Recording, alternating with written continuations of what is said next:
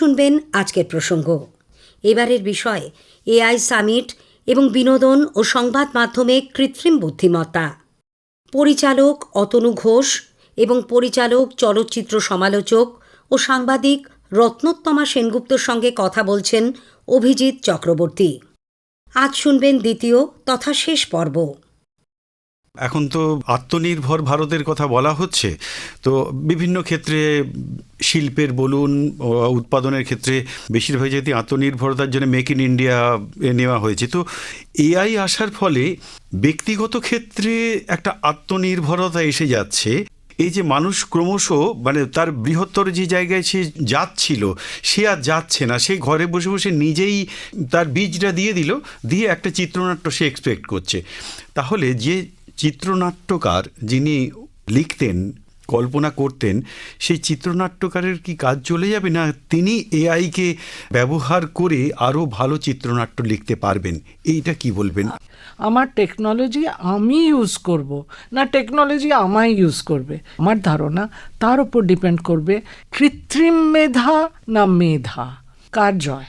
দুজনেরই দুজনকে প্রয়োজন, কিন্তু কে কার উপর প্রভুত্ব করবে। আমার হাতে একটা কন্ট্রোল বাটনটা আমায় কন্ট্রোল করলে সেটা হয়ে যাবে প্রোডাকশন, অ্যাসেম্বলি লাইন। আর যদি আমি বাটনটা কন্ট্রোল করি সেটা হবে ক্রিয়েটিভিটি। তুমি যে ওয়ার্ডটা ইউজ করছো কৃত্রিম মেধা, আমি একটা অন্য ওয়ার্ড ইউজ করছি আর্টিফিশিয়াল জুয়েলারি বা আর্ট জুয়েলারি। আর্টিফিশিয়াল জুয়েলারি আমরা সিরিয়াল দেখি, সেখানে সবাই বড় লোক, সবাই গাদা গাদা গয়না পরে, সেগুলো কিন্তু আর্ট জুয়েলারি। বিয়ে বাড়িতে কিন্তু আর্ট জুয়েলারি না, সেখানে জুয়েলারি যেটা সেটা রিয়েল গোল্ড জুয়েলারি। এই ডিফারেন্সটা আমার মনে হয় থাকবে। অতনুবাবু, আপনি? আমার মনে হয় যে যে জায়গা থেকে আমরা যে কোনো প্রযুক্তিকেই নিয়েছি চলচ্চিত্রের ক্ষেত্রে, সেখানে কোথাওই কিন্তু শিল্পী তার স্বাধীনতাকে হারিয়ে ফেলেননি। আজ অবধি চলচ্চিত্রের ইতিহাসে কিন্তু এটা ঘটেনি। আমরা জানি যে এর আগে এরকম অনেক উদাহরণ দেয়া যেতে পারে যেখানে ভীষণভাবে গ্রাফিক্সের ব্যবহার, স্পেশাল এফেক্টসের ব্যবহার, এটা যখন শুরু হয় তখনই আবার 1995 সালে আমরা দেখি ডগমা 95 হয়, যেখানে বলা হচ্ছে যে একেবারে গোড়ায় ফিরে চলো, শুধু ক্যামেরাটা নাও, তোমার স্ট্যান্ডও লাগবে না, কোনো কিছু লাগবে না, কোনো আর্টিফিশিয়াল আলো ব্যবহার করো না, শুধু তোমার দৃষ্টি আর একটা যন্ত্র ক্যামেরা, তাকে ব্যবহার করো।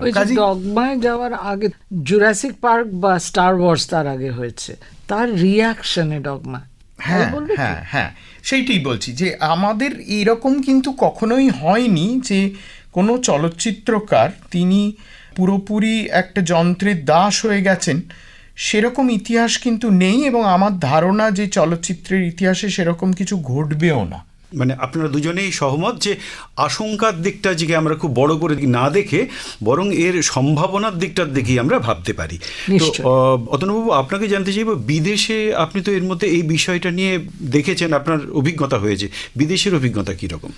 এআই এর ভূমিকাটা ঠিক কোথায় কতটুকু এটা এখনও চলচ্চিত্রকারদের কাছে খুব স্পষ্ট হয়নি। এটা ঠিক যে সেটাকে নানানভাবে ব্যবহার করা হচ্ছে পরীক্ষামূলকভাবে। যেরকম একটা কথা বললাম যে রিসার্চের জায়গা, আমি কি নিয়ে কাজ করছি সেই জায়গায় এর আগে কি কাজ হয়েছে, এই আমার কাজটা সেই জায়গার থেকে কতটা প্রাসঙ্গিক ইত্যাদি, সেই রিসার্চের জায়গা। দ্বিতীয় হচ্ছে যে আমি একটা ভিউ পয়েন্ট নেয়া, একটা বাউন্সিং বোর্ডের মতো বলতে গেলে, যে আমি এই যে লেখাটা লিখছি, চিত্রনাট্যটা লিখছি, এটা কোন জায়গার থেকে কতটা ব্যতিক্রমী হচ্ছে বা এটার রেসপন্সটা কি, সেটা একটা জায়গা। তৃতীয় যে জায়গাটায় খুব ব্যবহার হচ্ছে সেটা হচ্ছে যে আমাদের বিভিন্ন ধরনের যে ইউটিলিটিগুলো, যেরকম হচ্ছে যে আমাদের ক্যামেরা কোথায় বসবে, কিভাবে আমরা খুব সহজে একটা প্রোডাকশনকে করতে পারি, সেই ডিজাইনটা তৈরি করা, সেটা এআই এর একটা ভূমিকা আছে। সম্পাদনার ক্ষেত্রেও আমরা দেখছি যে এআই এর একটা অবদান আসতেই পারে, যেখানে আমরা নানান অপশনস ট্রাই আউট করতে পারি, যে 4টে শটকে কত রকমভাবে আমরা এডিট করে দেখতে পারি, সেটা এক নিমেষে আমার কাছে সেই রেজাল্টটা আসতে পারে। এবং সেখান থেকেও একজন সম্পাদক কিন্তু একটা সিদ্ধান্তে পৌঁছতে পারেন যে আমি এই রাস্তাটা নেব। কাজেই এগুলো সবই হচ্ছে আমার মনে হয় ইউটিলিটির জায়গা, যে ইউটিলিটিটা যদি এটাকে আমরা ভালোভাবে ব্যবহার করতে পারি এবং এর যে ক্ষমতাটা, মানে যে ক্ষমতাটা শুধুমাত্র তো নলেজ গ্যাদারিং নয়, সে প্রবলেম সলভিংও আছে, সেটার মধ্যে ডিসিশন মেকিংও আছে, এই সমস্ত কিছুকে যদি আমরা ব্যবহার করি, যেহেতু ব্যয়বহুল মাধ্যম ভীষণই চলচ্চিত্র, সেখানে আমরা ব্যয়ের জায়গাটার থেকেও আমার মনে হয় আমরা হ্যাঁ অনেকটাই এখানে সাহায্য করতে পারে এআই। আর যেটা ভীষণভাবে করতে পারে সেটা হচ্ছে যে ডাবিং, বিভিন্ন ভাষায় সঙ্গে সঙ্গে এটার ডাবিং করা যেতে পারে, বিভিন্ন ভাষায় সাবটাইটেল করা যেতে পারে। আমার মনে হয় যারা প্রযোজক তারাও খুবই লাভবান হবেন, কেননা ব্যবসায়িক জায়গাতে এইগুলো এত তাড়াতাড়ি এত কম সময়ের মধ্যে হয়ে যাবে। শেষ পর্যন্ত শিল্পীকে নিজস্ব তার যে সৃষ্টিশীল যে সত্তাটা, সেইটার প্রতি তাকে কিন্তু পুরোপুরি নির্ভরশীল থাকতে হবে। তাহলে এগুলোকে টুল হিসেবে, এইড হিসেবে অবশ্যই কাজে লাগানো যেতে পারে আমার মনে হয়।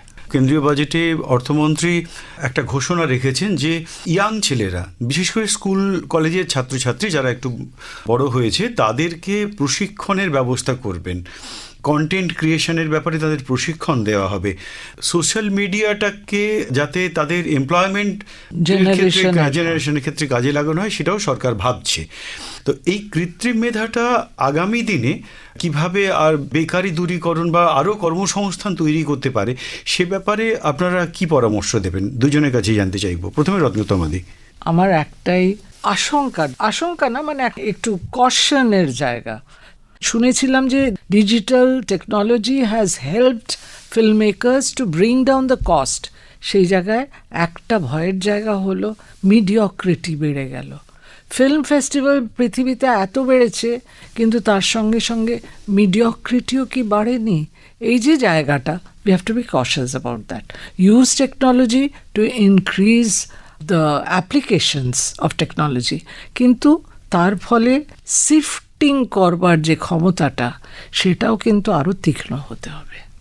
অতনুবাবু, কর্মসংস্থান কিভাবে এটা থেকে বাড়তে পারে?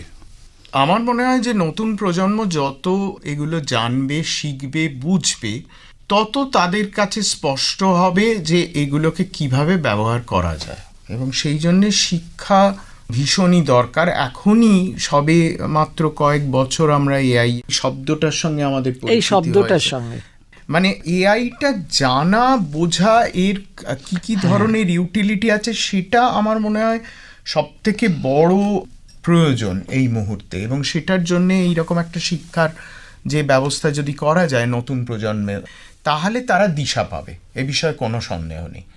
আর দ্বিতীয় যেটা, সেটা হচ্ছে আমার চিরকাল মনে হয় যার প্রতিভা আছে তিনি কোনো দিনই নিজের প্রতিভার বাইরে গিয়ে পরনির্ভর হবেন না। শিল্পী তিনি যিনি আস্থা রাখেন তার নিজস্ব ক্ষমতার উপর। কাজেই কোনো প্রযুক্তি এমন হবে না যে সেটা একেবারে বলতে গেলে যে সমস্ত ক্রিয়েটিভিটিকে নষ্ট করে দিয়ে একেবারে একটা অ্যাবান্ডেন্ট মিডিওক্রিটির মধ্যে ফেলে দেবে, সেটা আমার মনে হয় না। কেননা আমরা নানান প্রযুক্তির মধ্যে দিয়েই গেছি, ইন্টারনেটই তো একটা বিরাট বড় রেভলিউশন। সময় যত যাবে, গবেষণা যত এগোবে, তত তো জোরালো প্রযুক্তি আরো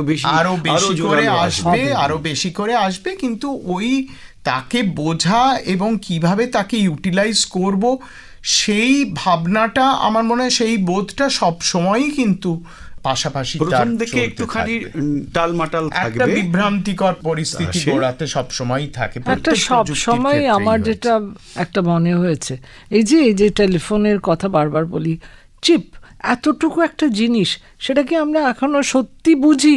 এই চিপের কি সাংঘাতিক পাওয়ার, এই বুঝতে তো আমাদের অনেক সময় লাগবে, কিন্তু অলরেডি ইট ইজ দেয়ার, ইউবিকুইটাস।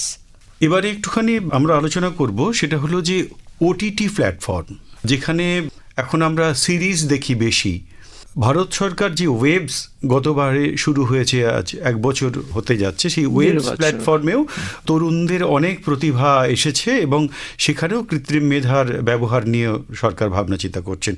এই ব্যাপারটাতে ওটিটি প্ল্যাটফর্ম এবং সরকারের যে উদ্যোগ ওয়েবস, এই দুটো সম্পর্কে আপনাদের মতামত কি?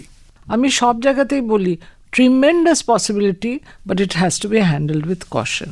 যেমন এই যে ওটিটি ব্যাপারটা, আমরা আগে জানতাম না যে এটাকে অ্যাবিউজ কিভাবে লোক করবে বা করতে পারে। এখন আমরা ভিকটিম হচ্ছি অফ অ্যাবিউজ, সেখানে যেমন আমার কশেস হতে হয়, এই একইভাবে সেটাকে হারনেস করে সেটাকে you have to ride the wave, you have to own the wave, সেটাকে অ্যান্টিসিপেট করে সেটাকে ট্যাকল করতে হবে। চলচ্চিত্র একটা তৈরি হওয়ার পর সেটা দেখানোর ব্যবস্থা বলতে ছিল দুটো মাত্র, একটা হচ্ছে যে সিনেমা হল, আর আরেকটা ছিল আমাদের টেলিভিশন। এবার সেখান থেকে ওটিটি আমাদের যেটা সুবিধে করলো যে যে কোনো মানুষ, তিনি পৃথিবীর যে প্রান্তেই থাকুন না কেন, তিনি এক নিমেষে ওই ছবিটা তার নিজের সুবিধে মতো সময়ে তিনি সেটা দেখতে পাবেন। এবার এই যেটা এলো ওটিটির সূত্র ধরে, তার ফলে আবার আমি ওই একই কথা বলবো যে একটা ব্যবসায়িক জায়গার থেকে বিরাট বড় একটা বিপ্লব সেখানে এলো। এবার ওটিটির নিজস্ব যে কাজগুলো, সেই কাজগুলোর কিন্তু যেরকম আমরা জানি যে টেলিভিশন সিরিয়ালের ক্ষেত্রেও ওর কিন্তু কতগুলো নিজস্ব বৈশিষ্ট্য আছে, এবং ওই যেহেতু মানুষ বিভিন্ন সময়ে এক একটা সিরিয়ালাইজড এপিসোডের মতো করে দেখেন, তাই জন্যে তার কতগুলো বৈশিষ্ট্য আছে এবং এটা ফিউচার, তার কারণ ভবিষ্যতে আমার মনে হয় ওটিটির কাজ আরও বাড়বে এবং সেখানে আমাদের এই যে উদ্যোগ সরকার থেকে নিয়েছেন সেটা খুবই প্রশংসার দাবি রাখে। একটা কারণে, কারণ চর্চা হবে খুব, যত চর্চা হবে এই নিয়ে এই ধরনের কনভেনশনে, তত কিন্তু উঠে আসবে বিভিন্ন ধরনের যেসব সমস্যা বা কিভাবে ব্যবহার করব এই নতুন প্রযুক্তিকে ইত্যাদি। এখন প্রশ্ন হচ্ছে যে যথার্থ অর্থে শিল্পী সৃষ্টি হবে কিভাবে, তাদের সঠিক মানে শিক্ষা, তাদের বোধ, তাদের মেধা, এইগুলো কিভাবে আরও তীক্ষ্ণ করা যাবে, এবং সেইগুলো করে কিন্তু এই ধরনের উদ্যোগ, যেখানে তারা একত্রে আসতে পারে, তাদের নিজেদের মধ্যে আলাপ আলোচনা হতে পারে এবং গুরু শিষ্য পরম্পরাটাও সেখানে আসতে পারে। প্রবীণ চলচ্চিত্রকারেরা আসতে পারেন, এমনকি বৈজ্ঞানিক যারা কাজ করছেন এইসব কৃত্রিম মেধা নিয়ে তারা আসতে পারেন। আমার মনে হয় এই ধরনের চর্চার যে প্ল্যাটফর্মটা, এইটা তৈরি হওয়া খুব দরকার। আমি একটা ছোট অবজারভেশন এতে অ্যাড করব, দুটো অবজারভেশন বলতে পারো। এক হলো, সবথেকে বড় কথা হলো যে ওটিটি বা টেকনোলজি এটা ডেমোক্রেটাইজ করেছে। কোন স্তরে নিয়ে চলে গেছে শিল্পটা, আর একটা মানুষের বা একটা মানে শিক্ষিত educated জায়গা থেকে এবং ভিউয়ারশিপ, এখন যে কোনো জায়গায় মানুষ ইউটিউবেতে দেখতে পারে। এই যে ডেমোক্রেটাইজেশনটা ওয়েভস ডেফিনেটলি প্রচণ্ডভাবে করেছে। যে কোনো সৃষ্টির পেছনে ইন্টেলিজেন্স বা ক্রিয়েটিভিটি এবং প্রযুক্তি একত্রে এলে আর্টের ক্ষেত্রটা আরও বড় হবে। আপনাদের মতো সৃষ্টিশীল মানুষ যারা এখানে মত বিনিময় করে যেগুলো বললেন, আমরা আরও বেশি সৃষ্টিশীল এবং সেই সৃষ্টিশীলতাটা হবে যে সৃষ্টিশীলতাটা আমাদের স্বাভাবিকতাকে কোনোভাবেই নষ্ট করবে না, বরং এগিয়ে দেবে, আরও উন্নত করবে। আজকের আলোচনায় আমরা পেয়েছিলাম বিশিষ্ট পরিচালক এবং সমালোচক রত্নোত্তমা সেনগুপ্তকে, এবং সঙ্গে সঙ্গে আমাদের বাংলার একজন কৃতি পরিচালক অতনু ঘোষকে। তাদের দুজনকেই শ্রোতা বন্ধুদের তরফ থেকে এবং আকাশবাণীর তরফ থেকে অসংখ্য ধন্যবাদ ও কৃতজ্ঞতা জানাচ্ছি। অসংখ্য ধন্যবাদ আকাশবাণী এবং তোমাদের সকলকে, টু মেক দিস পসিবল, আমাদেরকে এই জায়গায় নিয়ে আসার জন্য ধন্যবাদ। এতক্ষণ শুনলেন আজকের প্রসঙ্গ। এবারের বিষয় ছিল এআই সামিট এবং বিনোদন ও সংবাদ মাধ্যমে কৃত্রিম বুদ্ধিমত্তা। পরিচালক অতনু ঘোষ এবং পরিচালক, চলচ্চিত্র সমালোচক ও সাংবাদিক রত্নোত্তমা সেনগুপ্তর সঙ্গে কথা বললেন অভিজিৎ চক্রবর্তী। শব্দ সম্পাদনায় সাধনা দাস বসু।